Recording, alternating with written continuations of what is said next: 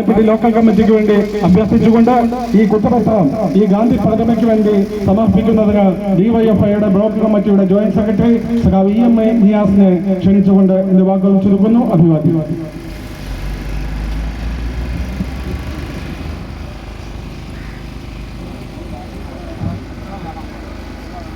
പ്രിയമുള്ളവരെ, വാരപ്പള്ളി ഗ്രാമപഞ്ചായത്തിനകത്ത് അധികാരത്തിലിരിക്കുന്ന UDF നേതൃത്വം കൊടുക്കുന്ന ഭരണസമിതി കഴിഞ്ഞ 5 വർഷക്കാലമായി വാരപ്പള്ളി ഗ്രാമപഞ്ചായത്തിന്റെ വികസന പ്രവർത്തനങ്ങളെ ആകമാനം അട്ടിമറിച്ച് എല്ലാ ജനക്ഷേമ പ്രവർത്തനങ്ങളിൽ നിന്നും വിട്ടുനിന്ന് തീർത്തും വ്യക്തി താല്പര്യങ്ങൾക്കും അവനവന്റെ വികസനത്തിനും മാത്രം വേണ്ടി പ്രവർത്തിക്കുമ്പോൾ ഈ ജനവിരുദ്ധ ഭരണസമിതിക്കെതിരായി ജനകീയ പോരാട്ടം സംഘടിപ്പിക്കണം എന്നതിന്റെ ഭാഗമായി CPIM ഈ പഞ്ചായത്ത് ഭരണസമിതിയെ കുറ്റ വിചാരണയ്ക്ക് പാത്രമാക്കുകയാണ്.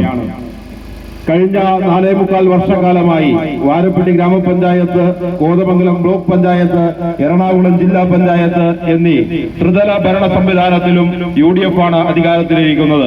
അഴിമതി, സ്വജനപക്ഷപാതം, വികസന മുരടിപ്പ് എന്നിവ മാത്രം കൈമുതലാക്കിയ ഇവർ തെരഞ്ഞെടുപ്പ് ഘട്ടമായപ്പോൾ നുണപ്രചാര വേലകളുമായി ഇറങ്ങിയിരിക്കുന്ന കാഴ്ചയാണ് വാരപ്പള്ളിയിൽ കാണുന്നത്.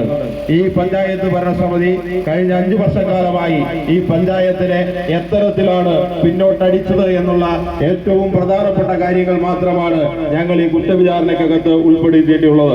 വികസനത്തിന്റെ ഒരു പൂക്കാലമായിരുന്നു LDF ഭരണമെങ്കിൽ UDF ഭരണത്തിൽ അഴിമതിയും വികസന മുരടിപ്പും മുഖമുദ്രയായി മാറി.